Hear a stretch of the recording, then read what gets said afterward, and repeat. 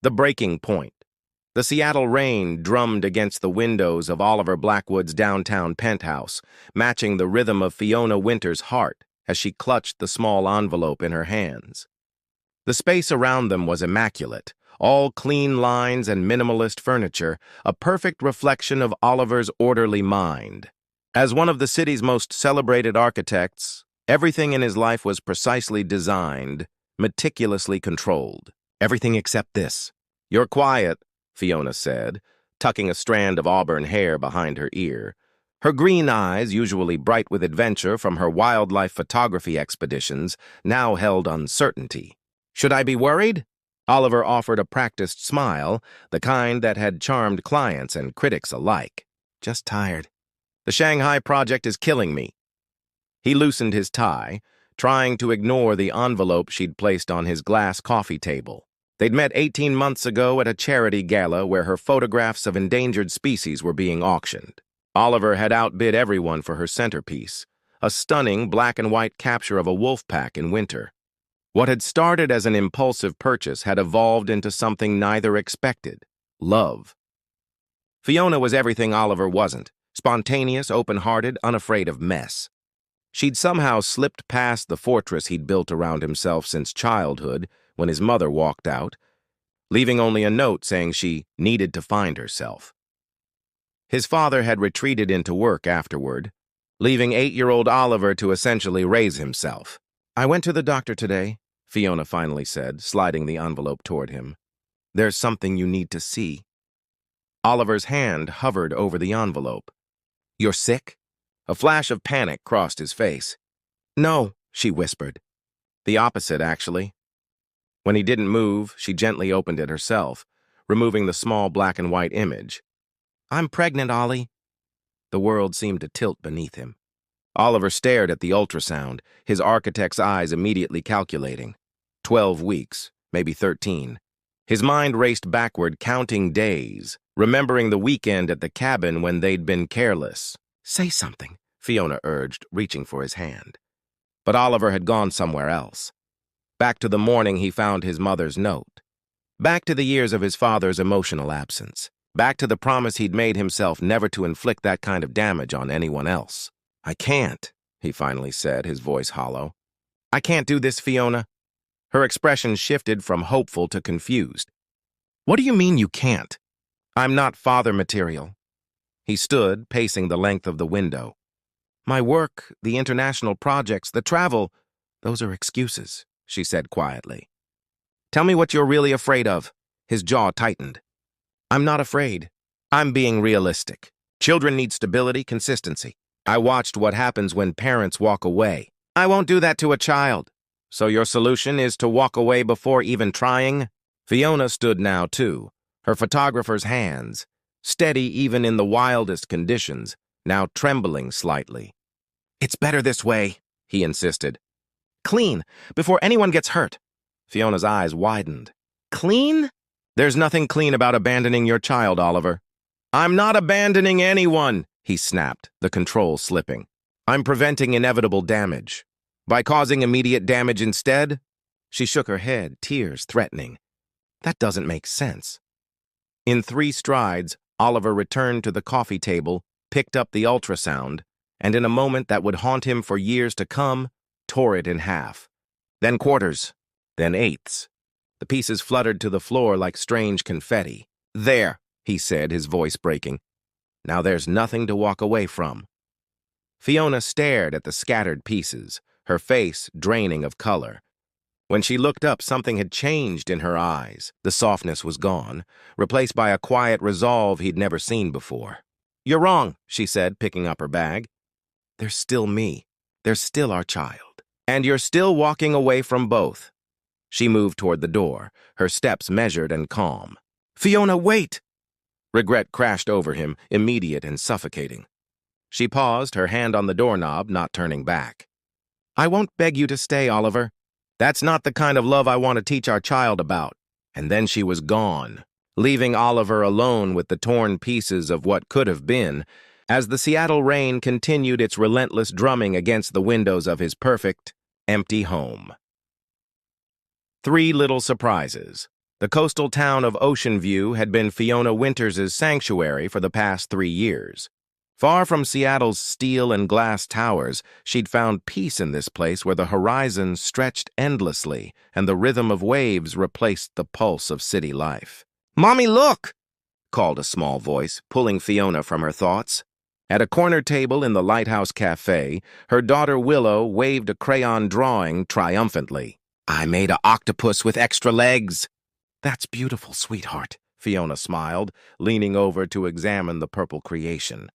Beside Willow, her brothers, identical in appearance but opposite in temperament, were engaged in their own pursuits.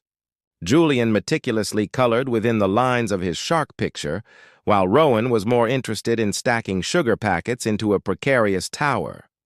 The triplets had been her miracle and her salvation. When the doctor had first announced there were 3 heartbeats, Fiona had laughed through her tears. Of course, the universe would give her 3 babies when she was preparing to be a single mother. The universe had always had a peculiar sense of humor. "Ms. Winters, will there be anything else?" asked Harriet, the cafe's owner and now a close friend, refilling Fiona's coffee cup. "Just the check whenever you're ready. Friday night crowds will be coming in soon." Fiona glanced around the cozy seaside cafe, their weekly dinner spot. The lighthouse sat on a cliff overlooking the Pacific, its wide windows and weathered wood giving it the feel of an old ship's cabin. Outside, storm clouds gathered on the horizon, mirroring the unexpected turbulence that was about to enter their carefully constructed life. The cafe bell jingled, and Fiona absently glanced toward the door. She froze, coffee cup suspended midair. Oliver Blackwood stood in the doorway, rain dampening his shoulders, looking simultaneously exactly the same and completely different. The tailored suit was gone, replaced by worn jeans and a simple button-down. His dark hair was longer, less controlled. But his eyes, those piercing blue eyes that she'd seen reflected in her children's faces every day for 3 years, were unmistakable. He hadn't seen her yet, speaking with the hostess, who pointed him toward a small table by the window. Fiona's heart hammered against her ribs as she instinctively shifted, trying to shield the children from view. "Mommy, can I have more juice?" Julian asked, his voice carrying in the quiet cafe. Oliver's head snapped up at the sound. His gaze swept across the room until it landed on their table. The recognition was immediate, first of Fiona, then confusion as he registered the 3 small figures surrounding her. She watched as understanding dawned on his face, followed by shock so profound it seemed to physically knock him backward. His eyes moved from child to child, seeing his own features mirrored back in triplicate. Julian's serious expression, Rowan's restless energy, Willow's contemplative gaze. For a moment, Fiona considered gathering the children and leaving. But something kept her rooted to the spot, perhaps the same stubborn courage that had carried her through pregnancy and birth alone, through sleepless nights and first steps and all the beautiful chaos of raising 3 toddlers by herself. Instead, she met his gaze steadily across the room. Oliver took a half step forward, then stopped, clearly unsure if he should approach. The hostess returned, asking him a question, but he seemed not to hear her.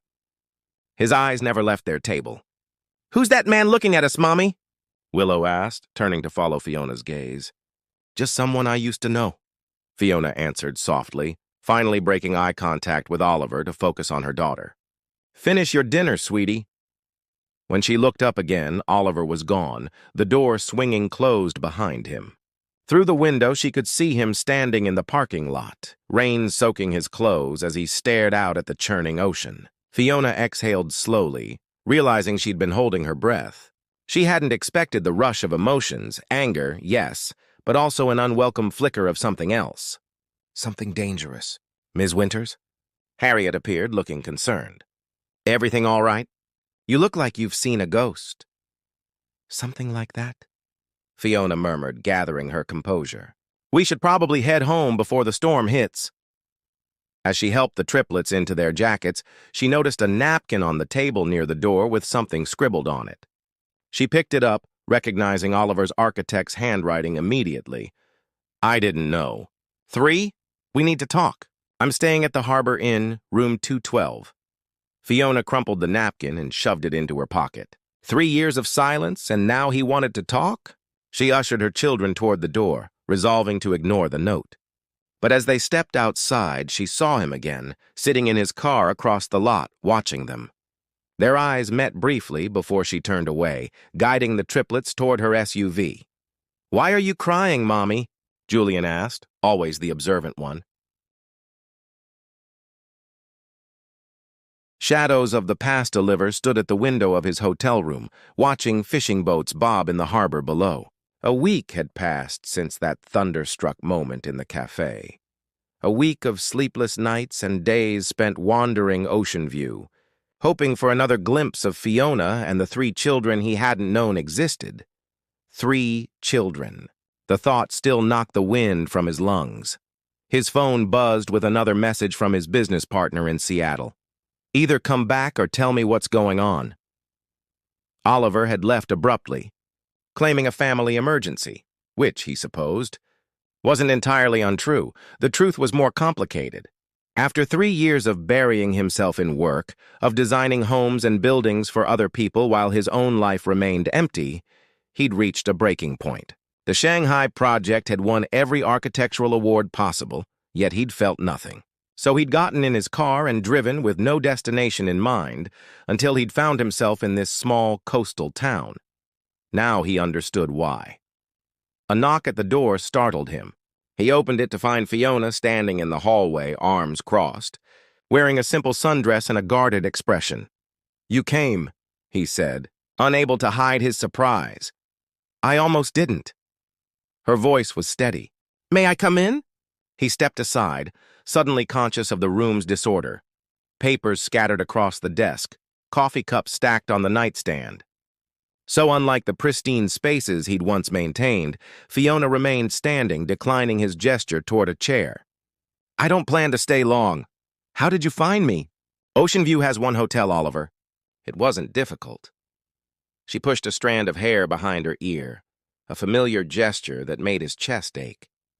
"Why are you here?"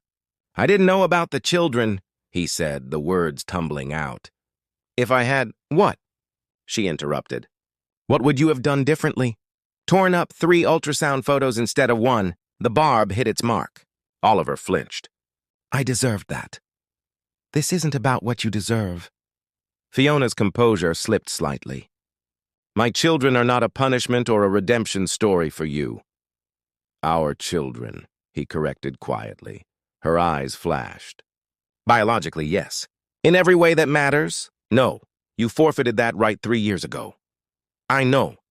He ran a hand through his hair. "I'm not asking to step in and play dad. I want to know them." "Why now?" Her question hung between them. "What changed?" "Everything," he wanted to say. "I changed." But he sensed that grand declarations would only push her further away. "I've been seeing someone," he said instead. "A therapist." "For about 2 years now?" Surprise flickered across her face. "After you left, I couldn't function. Couldn't design, couldn't sleep." He moved to the desk, picking up a framed photograph. "I found this in my files. From our trip to Olympic National Park." He handed it to her, a picture she'd taken of him standing on a cliff edge, looking out at the forest below. He remembered the moment clearly. Her gentle teasing about his fear of heights, the way she'd coaxed him to the edge, promising to capture his victory. Dr. Parker helped me understand that I wasn't protecting anyone by leaving, that I was repeating the pattern my parents set. He paused. "I've been working through it. I'm not fixed, Fiona, but I'm trying." She set the photo down carefully. "That doesn't explain why you're in Ocean View." "Honestly, I don't know. I was driving without a destination." A small, rueful smile. "Maybe some part of me was looking for you."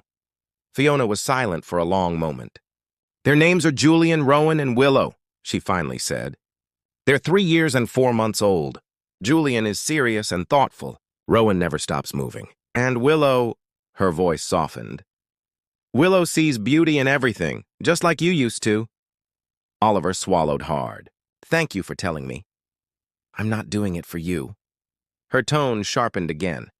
"I'm doing it because someday they'll ask about their father and I need to know what to tell them." "What do they know now?" "That sometimes families look different.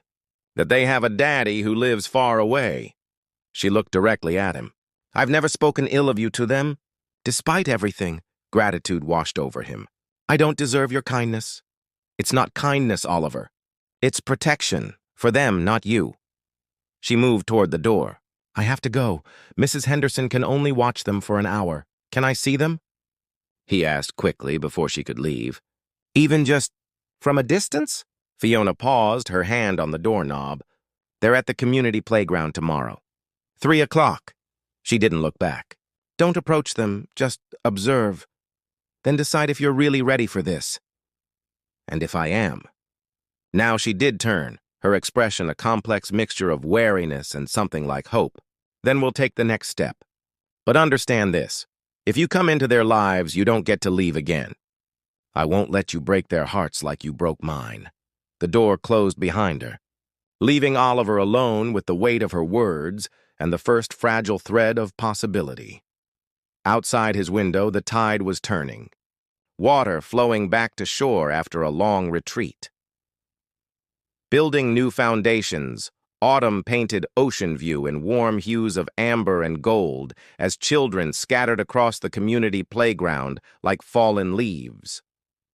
From his bench at the edge of the park, Oliver watched the triplets navigate their separate adventures, Julian methodically climbing the ladder to the slide, Rowan swinging with reckless abandon, and Willow constructing an elaborate sand creation. 2 weeks had passed since Fiona had permitted this careful dance of introduction. 2 weeks of Oliver observing from a distance, then gradually moving closer, until finally, today, Fiona had agreed he could speak to them. Remember, she said, approaching his bench with 2 coffee cups, handing him one. They don't know who you are yet. You're just my old friend Oliver. He nodded, grateful for the warmth of the cup in his suddenly trembling hands. I understand. Are you nervous? There was a hint of surprise in her voice. Terrified, he admitted. What if they don't like me? A ghost of a smile touched her lips.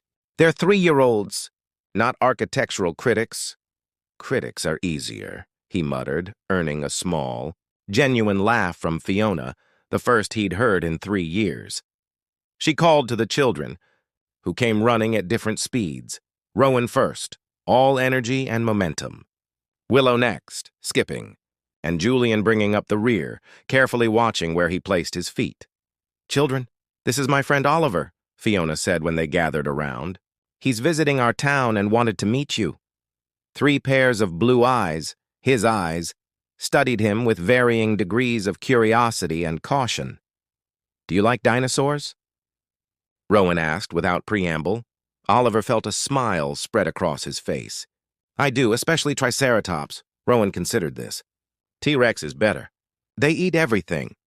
Not everything, Julian corrected seriously. Just meat things. Do you build sandcastles?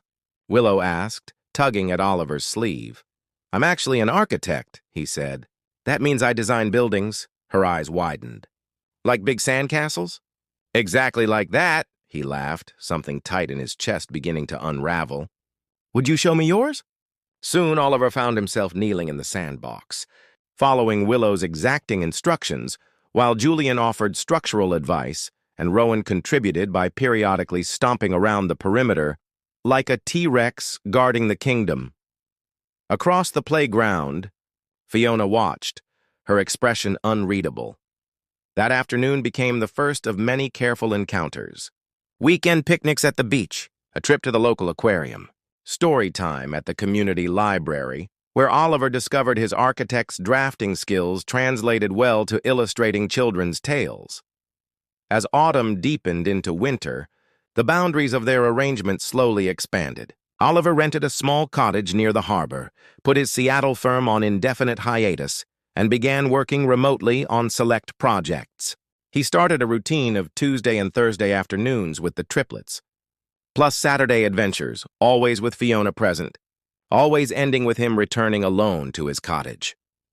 One Thursday in December, as snow dusted Ocean View for the first time that season, Oliver helped the children build a tiny snowman in Fiona's front yard.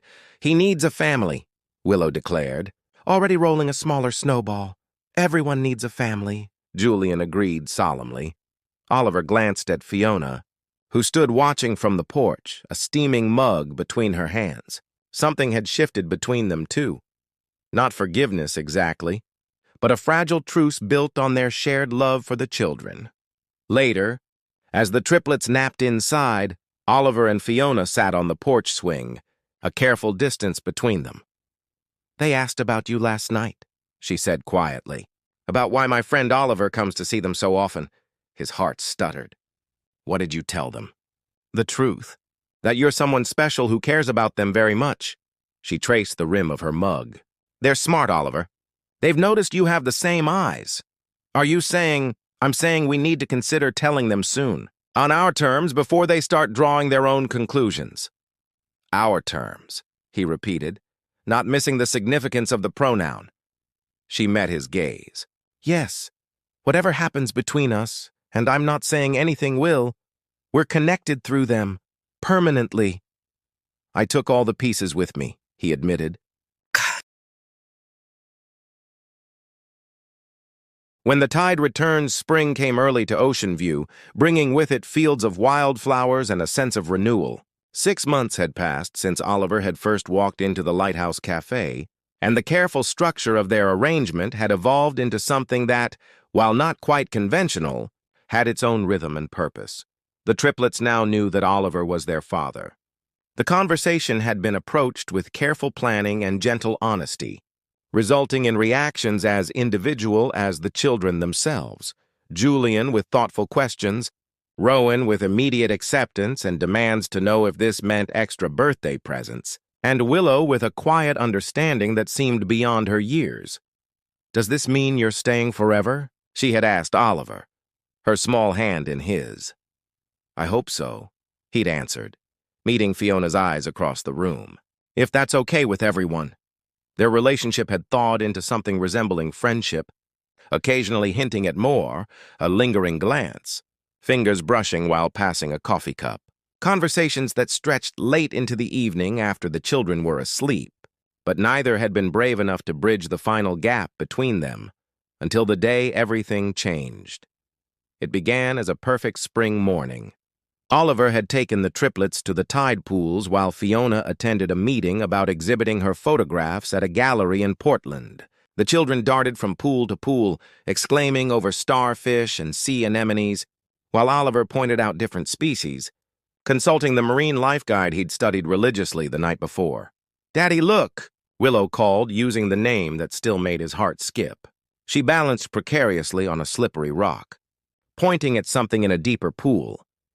What happened next seemed to unfold in slow motion. Willow's foot slipping, her small body pitching forward toward jagged rocks, Oliver lunging, managing to catch her but losing his own balance in the process. He twisted as they fell, taking the impact on his back and side, protecting Willow with his body. Pain exploded through his ribs as they hit the rocks. Willow was crying, more frightened than hurt. Julian and Rowan ran toward them, faces pale with alarm. "It's okay," Oliver gasped, trying to sit up despite the stabbing pain. "Everyone's okay." But they weren't.